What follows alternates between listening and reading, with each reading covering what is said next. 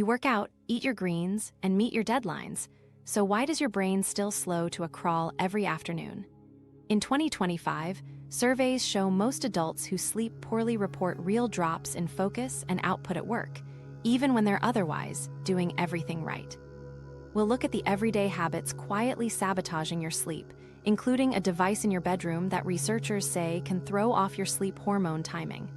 By the end, you'll have one simple change to test tonight. Quick, what time did you wake up today?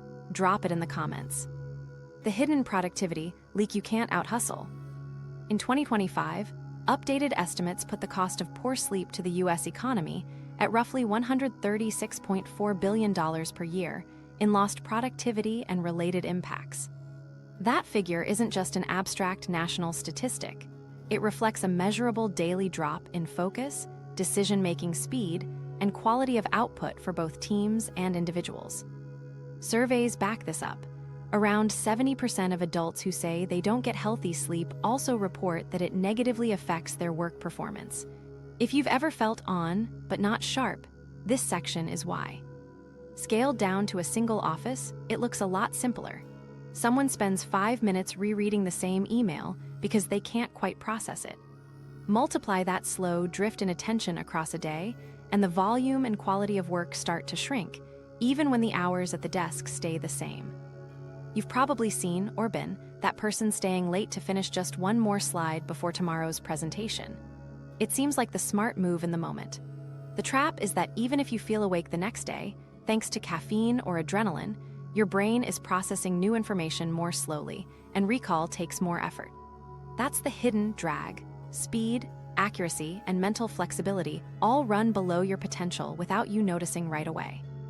The decline doesn't require outright sleep deprivation. Shortening your rest by as little as 60 to 90 minutes night after night produces similar drops in working memory, attention, and decision-making. And once attention slips, ripple effects follow. Emails get skimmed instead of read, leading to small errors. Decisions turn reactive instead of strategic because weighing options feels too taxing. Meetings drift, projects stall, and the overall pace of meaningful progress slows. This pattern isn't just about willpower or motivation. Executive function, the set of cognitive processes that control focus, working memory, and self-regulation, has limits that aren't negotiable. With insufficient rest, those resources deplete. It's like running important software on outdated hardware. The commands still work, but each one takes longer and the system freezes more often. Tasks fragment and interruptions creep in. Output sags, not because you're working less, but because you're working at reduced capacity. The effect extends beyond desk work. In fields where precision and timing matter, surgery, manufacturing, transport, coaching, fatigue interacts with physical coordination. Reaction times slow. Awareness narrows. Mistakes happen that wouldn't occur in a fully rested state, and fixing them eats further into valuable work time. These aren't isolated flukes. They're predictable outcomes of running on depleted cognitive and physical reserves. Framing sleep as a personal lifestyle choice misses this connection. The brain's overnight maintenance is not a luxury. It's the foundation for cognitive speed, flexible thinking, emotional control, and accurate recall. While you sleep, neurons clear metabolic waste, and memory systems consolidate and organize new information. Skip or fragment that process, and you're starting the day with a system that's still halfway through its reset cycle. Workplace culture has long rewarded early arrivals and late departures as proof of commitment. But that measures visible hours, not the quality of what's produced in those hours. An exhausted employee might log 10 hours and produce 6 hours worth of clear, accurate work, while a rested colleague gets more done in less time. Spread that difference across teams and quarters, and the cumulative effect explains why the economic loss figure is so large. Consider a founder running a small startup. They troubleshoot a client problem past midnight, then rise early for an investor call. Adrenaline carries them through the start, but mid-pitch, their usual precision fades. They pause too long, stumble over a question they could normally answer without hesitation, and lose the thread on a key point. Nothing about their expertise changed overnight, but fatigue slowed retrieval and dulled mental agility. Opportunities slip in moments like these, even if no one labels them as sleep costs. That's the essence of this productivity leak. It's less about visible fatigue and more about a consistent, subtle gap between what you could do at full capacity and what you actually manage on inadequate rest. That gap compounds over weeks and months until it shapes both your output and the trajectory of your work without you realizing it while you're in it. Understanding this shifts sleep from being time away from work to the core system that allows the work to happen at its best. Sustained attention, adaptive thinking, and sound judgment are tied directly to that overnight recalibration. It's not just about feeling energized, it's about protecting the brain functions that decide whether your hours tomorrow move you forward or keep you stuck in loops. Once you recognize the cost of that gap, the question becomes how to close it. And that starts with rethinking some of the most common sleep advice you've been told for years. Why the 8-hour rule might be wrecking your sleep. Most of us have grown up hearing the same formula: aim for 8 hours a night. It sounds like a clear benchmark, something you can plug into your schedule and hit on the dot. But sleep isn't as simple as setting a bedtime based solely on a target number, and for some people, trying to force that schedule can actually make sleep harder to come by. Experts point out that while consistency matters, especially for your wake-up time, a fixed, lights out in the absence of real sleepiness can backfire. The problem often starts when you head to bed because the clock tells you to, not because your body is ready to switch into sleep mode. You lie there, fully awake, watching time slip away and wondering why your brain won't comply. That frustration begins to stick, and before long, your body learns to associate bedtime with struggling to sleep rather than drifting off. This bedtime pressure has been shown to raise arousal levels, mentally and physically, which makes sleep even less likely. Sleep timing isn't a simple on-demand switch because it's shaped by circadian rhythms, internal patterns influenced by light exposure, activity levels, and even when you eat. If you try to fall asleep while your system is still in its alert phase, you're working against biology. The same issue can appear in reverse. If you're an early riser but try to artificially delay bedtime just to complete an 8-hour block from wake time, you might find yourself dozing off in the living room, only to become more alert once you move to bed, extending the time it takes to fall asleep. Over many nights, this mismatch erodes efficiency, how much of your time in bed you actually spend sleeping. Research from 2025 reinforces that there's no single blueprint for everyone. While the general recommendation for adults is 7-9 hours of nightly sleep, the exact timing and duration that leaves someone most restored varies widely. Two people can get the same total hours yet differ in when their most restorative sleep occurs. Factors like genetics, hormone patterns, and recent sleep history shape this optimal window.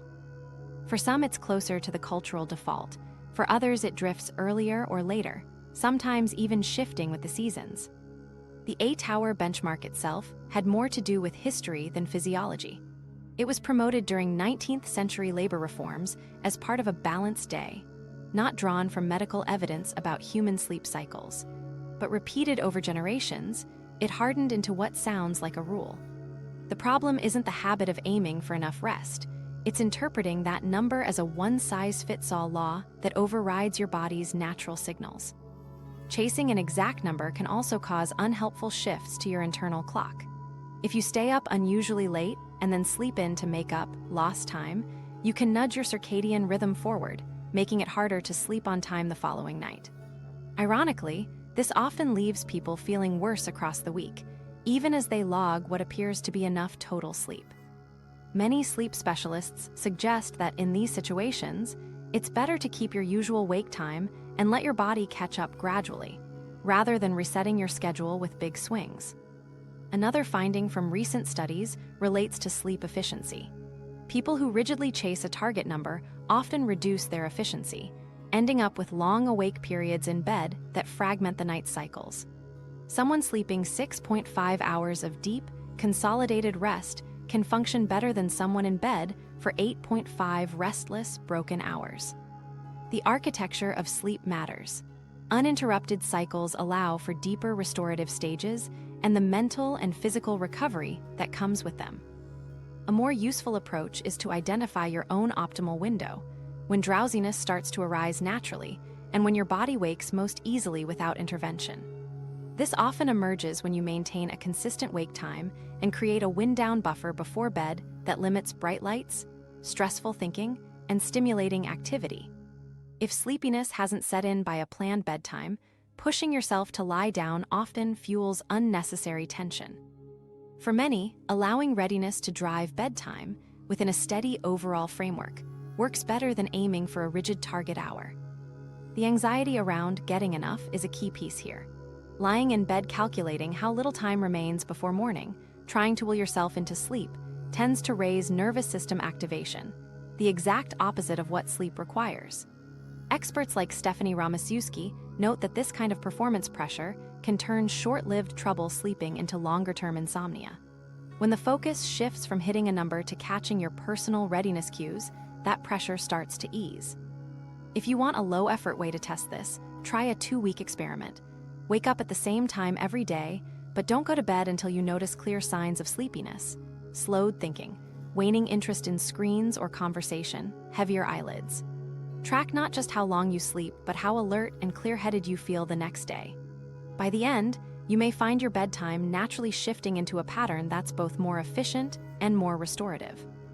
Widening the definition of enough sleep to account for individual differences isn't a license to cut corners. It's a reminder that the quality and timing of your rest matter as much as the total hours. You create better conditions for restorative sleep when you align with your own biology rather than measuring yourself against a fixed number from outside your experience. With this shift, sleep becomes less about meeting a nightly quota and more about supporting the brain and body in the way they operate best.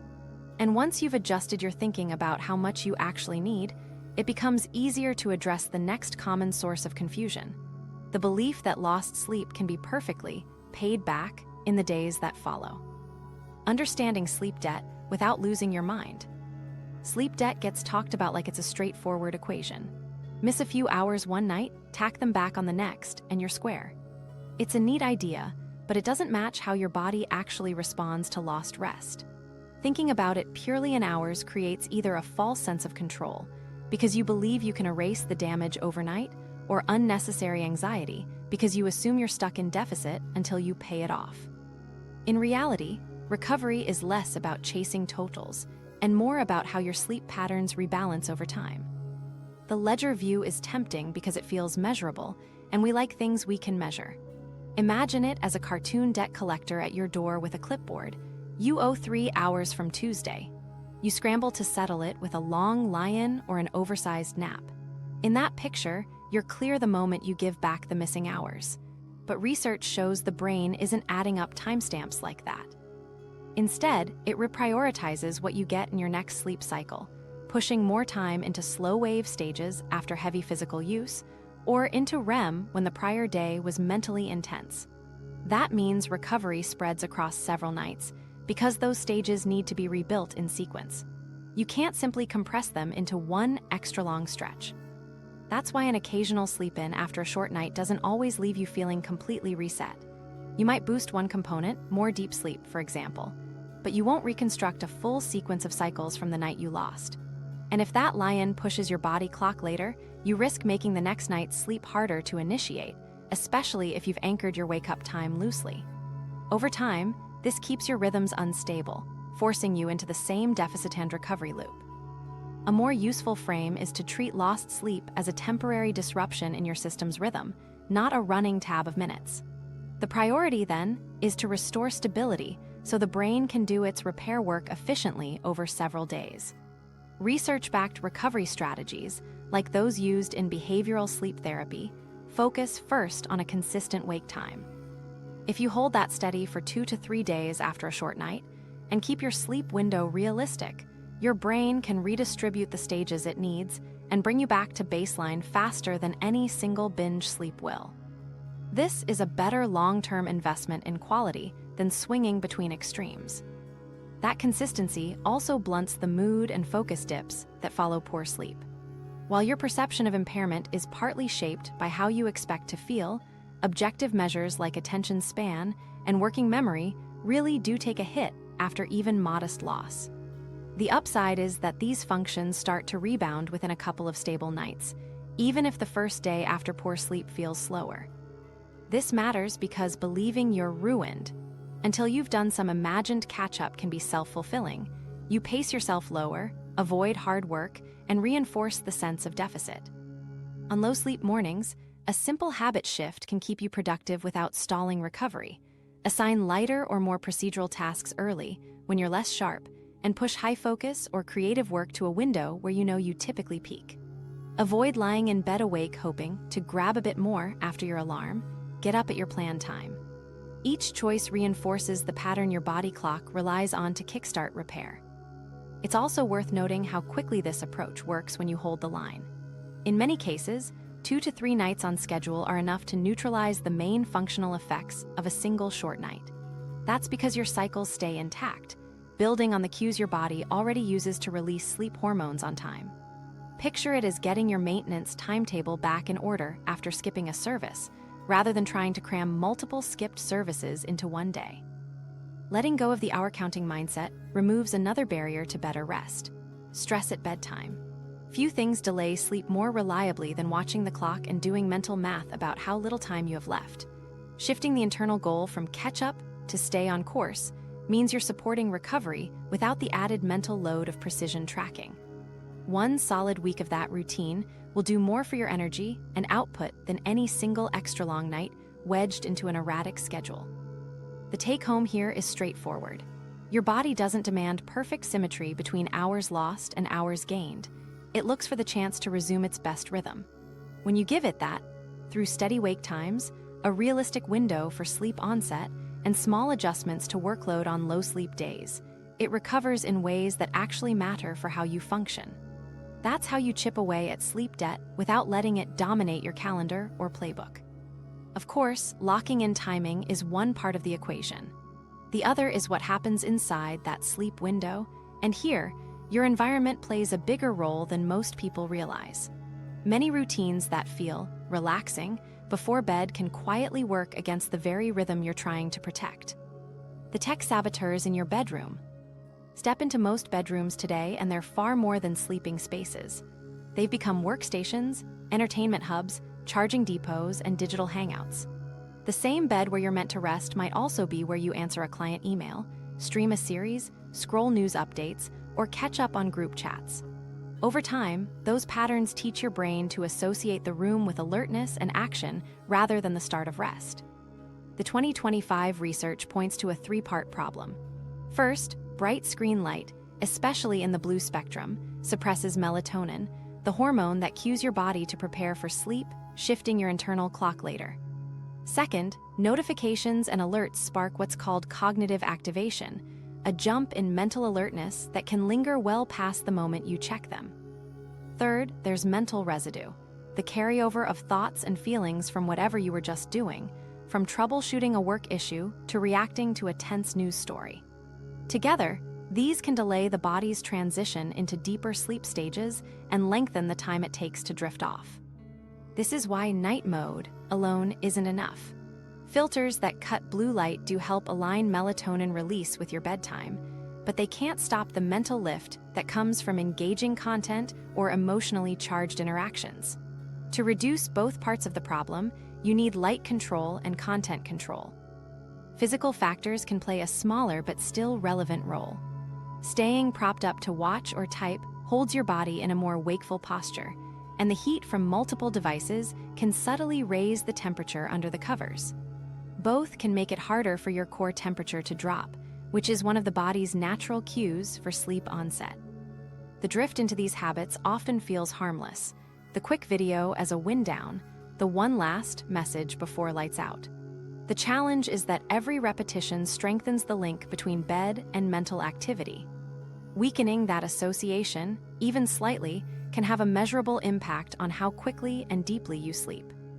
The latest guidance doesn't demand a total tech ban in bedrooms, though for some, that works, but instead focuses on small, consistent limits.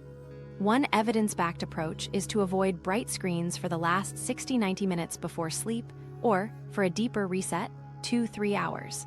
Many people find it easier to frame this as a short experiment rather than a permanent rule.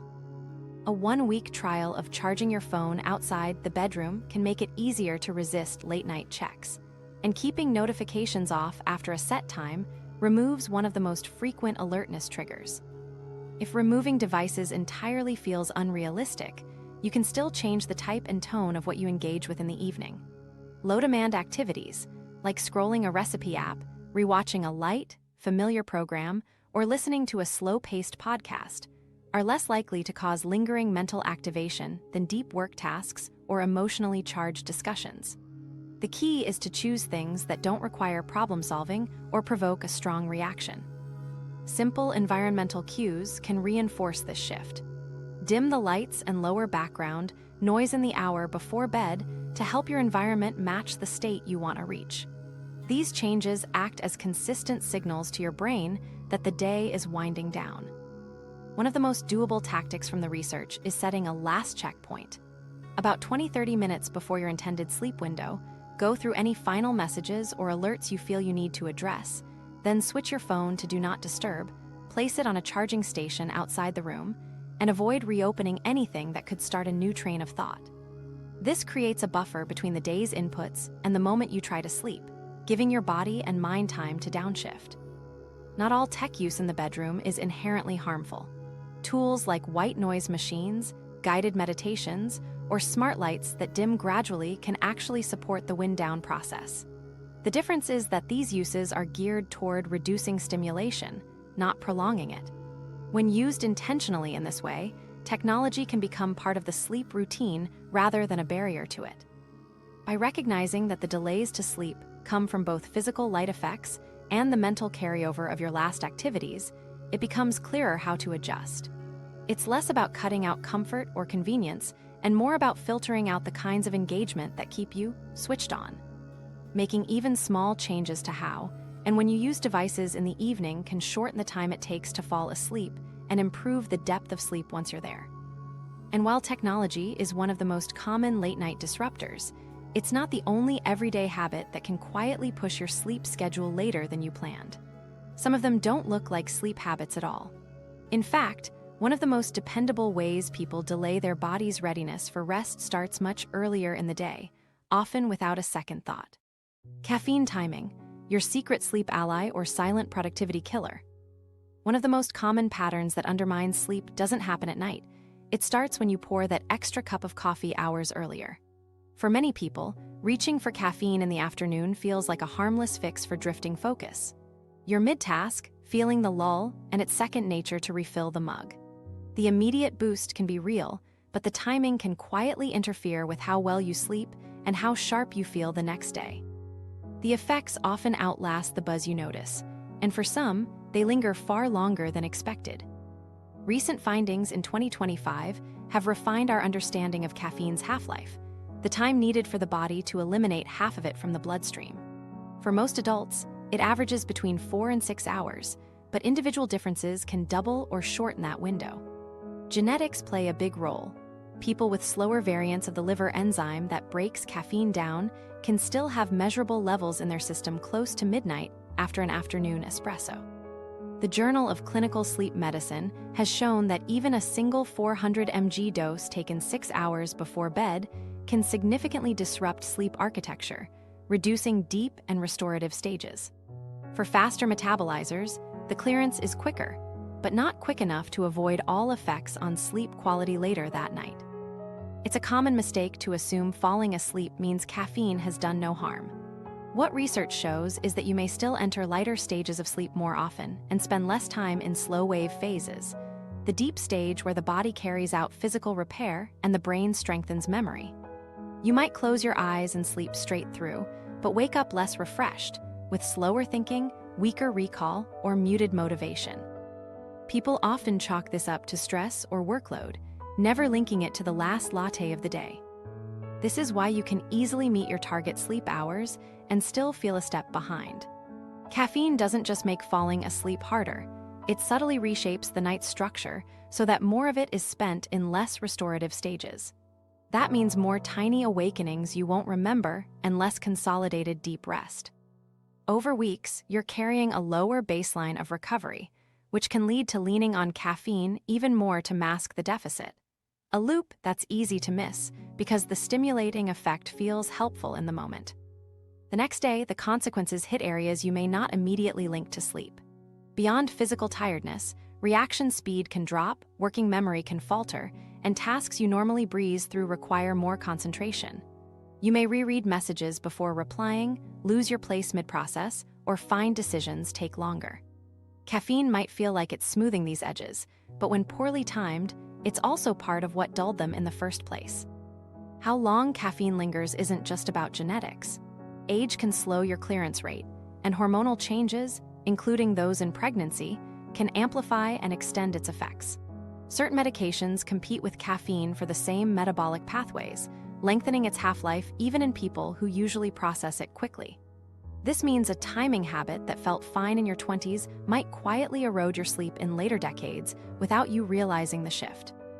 Daily users sometimes think tolerance protects them from these effects. While regular caffeine use can blunt the jittery feeling of stimulation, it doesn't guarantee protection from the impact on sleep stages.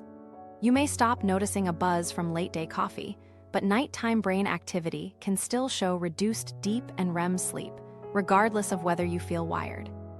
If you want to keep your productivity high without cutting caffeine entirely, the key is finding your personal cutoff.